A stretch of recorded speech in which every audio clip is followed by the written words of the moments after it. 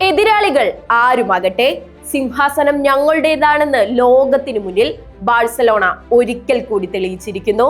ജിന്തയിലെ king Abdullah sports city സാക്ഷ്യം വഹിച്ചത് വെറുമൊരു കിരീടധാരണത്തിനല്ല, മറിച്ച് ഫുട്ബോൾ സാമ്രാജ്യത്തിന്റെ അധിപന്മാർ തങ്ങൾ തന്നെയാണെന്ന് ഉറക്കെ പ്രഖ്യാപിച്ചുകൊണ്ടുള്ള ബാഴ്സയുടെ പടയോട്ടത്തിനാണ്. വൈറ്റ് ആർമിയുടെ തന്ത്രങ്ങളെ തകർത്തെറിഞ്ഞ് ഹാൻസി ഫ്ലിക്കിന്റെ പടയാളികൾ മൈതാനം ഭരിച്ചപ്പോൾ ജിന്ത അക്ഷരാർത്ഥത്തിൽ കറ്റാലിയൻ കടലായി മാറി. ഇത് വെറുമൊരു വിജയമല്ല, വരാനിരിക്കുന്ന ബാഴ്സ യുഗത്തിന്റെ തുടക്കമാണ്. എതിരാളികൾക്ക് ഇതൊരു മുന്നറിയിപ്പാണ്.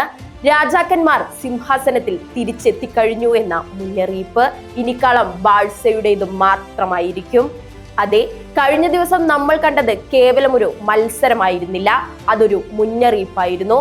തകർക്കാനാവാത്ത ബാഴ്സലോണ എന്ന ഫുട്ബോൾ സാമ്രാജ്യം ലോകത്തിനു മുന്നിൽ നടത്തിയ കരുത്തുറ്റ പോരാട്ടം മുഖ്യ എതിരാളികളായ റയൽ മാഡ്രിഡിനെ ആവേശപ്പോരിൽ മുട്ടുകുത്തിച്ച് അവരെ സാക്ഷിയാക്കി ബാഴ്സലോണ സ്പാനിഷ് സൂപ്പർ കപ്പിൽ വീണ്ടും മുത്തമിട്ടു.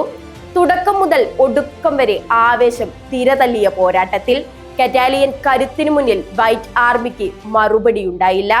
ബ്രസീലിയൻ താരം റഫീനിയയുടെ ഇരട്ട ഗോളുകൾ മാഡ്രിഡ് പ്രതിരോധത്തെ തകർത്തെറിഞ്ഞപ്പോൾ അനുഭവ സമ്പത്തിന്റെ കരുത്തിൽ ലെവൻഡോസ്കി തകർപ്പൻ പ്രകടനവുമായി കളം നിറഞ്ഞു. ആദ്യ പകുതിയിൽ ഇരു ടീമുകളും ഗോളുകൾ മാറി മാറി നേടി ആരാധകരെ മുൾമുനയിൽ നിർത്തി. എംബാപ്പയും വിനീഷ്യസും റയലിനായി ആനടിച്ചെങ്കിലും ബാഴ്സയുടെ പ്രതിരോധ കോട്ട തകർക്കാൻ അവർക്കായില്ല.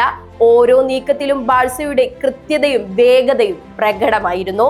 കളി അവസാനിക്കാൻ നിമിഷങ്ങൾ ബാക്കി നിൽക്കെ ഫ്രാങ്കി ഡി യോങ് ചുവന്ന കാർഡ് കൊണ്ട് പുറത്തായതോടെ ബാഴ്സ 10 പേരായി ചുരുങ്ങി.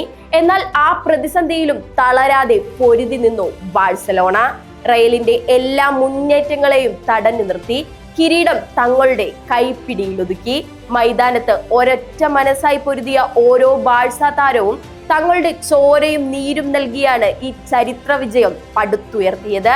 ഹാൻസി ഫ്ലിക്കിന്റെ തന്ത്രങ്ങളും യുവനിരയുടെ വീര്യവും ഒത്തുചേർന്നപ്പോൾ അത് എതിരാളികൾക്ക് തകർക്കാനാവാത്ത പ്രതിരോധമായി മാറി. ലോകമെമ്പാടുമുള്ള ദശലക്ഷക്കണക്കിന് ആരാധകർക്ക് ഈ വിജയം കേവലം ഒരു ആഘോഷമല്ല, മറിച്ച് പ്രതാപകാലത്തേക്കുള്ള ബാഴ്സയുടെ ഗംഭീരമായ തിരിച്ചുവരവിന്റെ അടയാളമാണ്. തോൽക്കാനും തളരാനും തങ്ങൾക്കാവില്ലെന്ന് ലോകത്തിനു മുന്നിൽ ഒരിക്കൽ കൂടി ബാഴ്സലോണ തെളിയിച്ചിരിക്കുന്നു.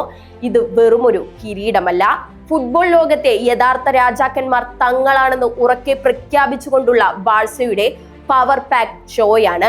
ഈ വിജയം വെറും 3 പോയിന്റോ ഒരു ട്രോഫിയോ മാത്രമല്ല, മറിച്ച് വരാനിരിക്കുന്ന സീസണുകളിൽ ബാഴ്സലോണയുടെ ആധിപത്യം തുടങ്ങുന്നു എന്നതിന്റെ വിളംബരം കൂടിയാണ്.